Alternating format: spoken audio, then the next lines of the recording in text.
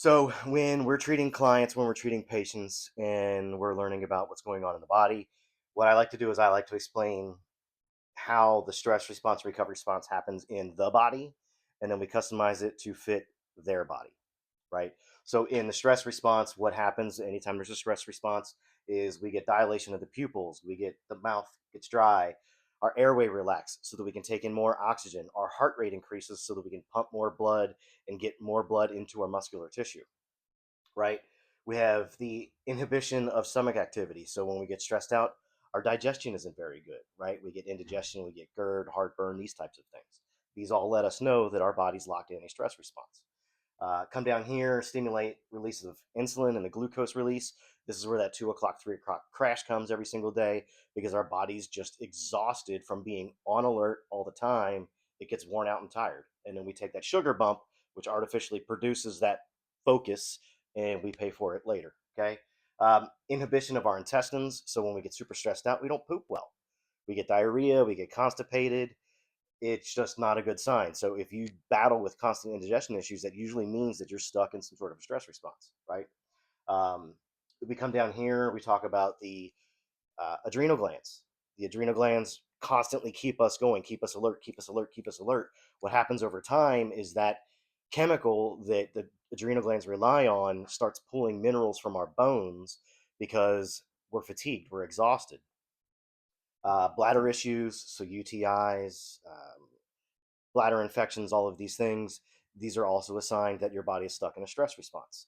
Then we come down here to the sexual dysfunction, so promotion of ejaculation and vaginal contraction. This right here is conception. So how many women, how many couples are out there trying to get pregnant, trying to stay pregnant, and they just can't do it? Bam, that tells you that you're locked in a stress response. In my experience, we turn down the volume on stress and conception happens. Okay, so we go through the anatomy side of it, but then we come down here and what does this look like in real life?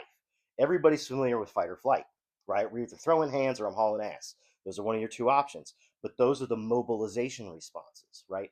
Underneath those sit the immobilization responses or the mammalian responses, right? These are newer parts of the brain where we have freeze, right? The deer in headlights. So if we look at the stress response and we go, what does Mother Nature teach us about it? Well, she gives it to you right here. I don't know what to do, right? That's your freeze response.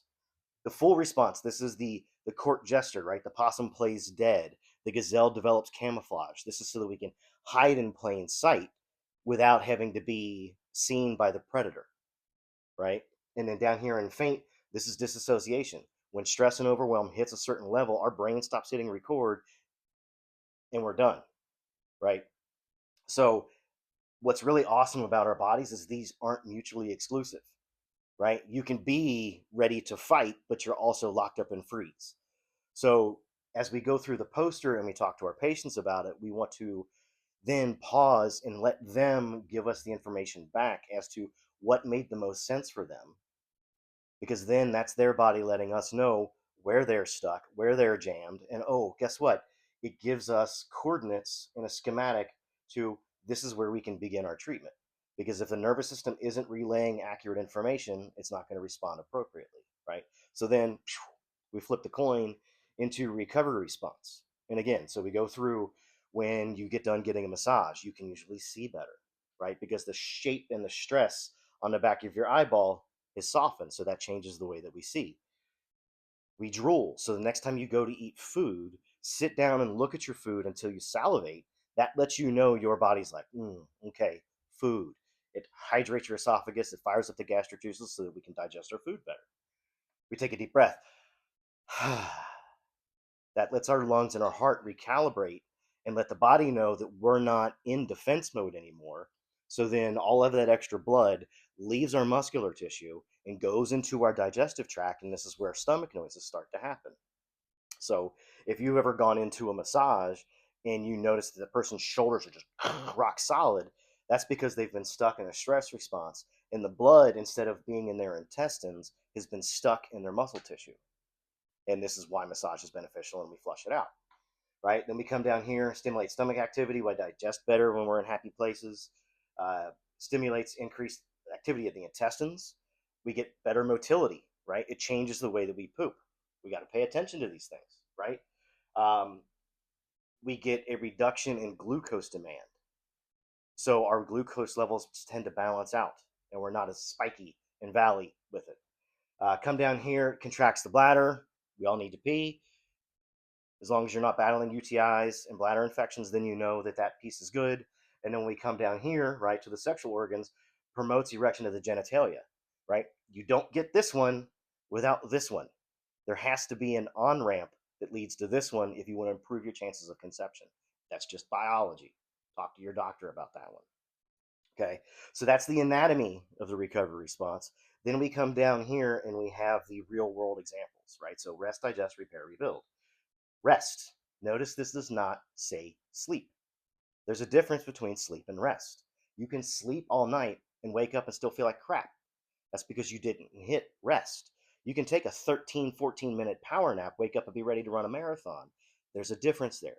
So in our recovery phase, we want to focus on rest, not sleep. Okay, there's a big, big difference there. Digest. We kind of already talked about that up here. If your digestion isn't good, you got issues, right? So then it's time for you to become your own science experiment and figure out what's going to make your gut heal, right? The whole brain gut axis and the microbiome, it's very popular nowadays, but we've been studying this for 25 years, okay? So then we come down here and repair, rebuild. This is where things begin to get a little separation-y, where I put repair in front of rebuild. Massage therapy helps the body become safe again, so that that body doesn't have to fight to recover, right? So if the body has surgery or it goes through an injury, it has to feel safe enough to begin recovering before it can start getting strong enough again. This is where a lot of people who go through PT following surgery don't really get much benefit out of PT because their body doesn't feel safe enough to begin the recovery process. It just, a lot of times, it just seems to be in the wrong spot. Okay. So when we look at the autonomic nervous system, the idea here is not to be completely duded out all the time and be cool and chill, right? Because that becomes a sloth if it's pathological. We want resiliency. We want to have the ability to handle the stressful things and then recover. That's what we do. That's what this poster gives us, is the ability to communicate this information to our patients, to our clients, and for me to teach other massage therapists how to do what we do based on the nervous system without any of the nonsense. It's just a basic schematic.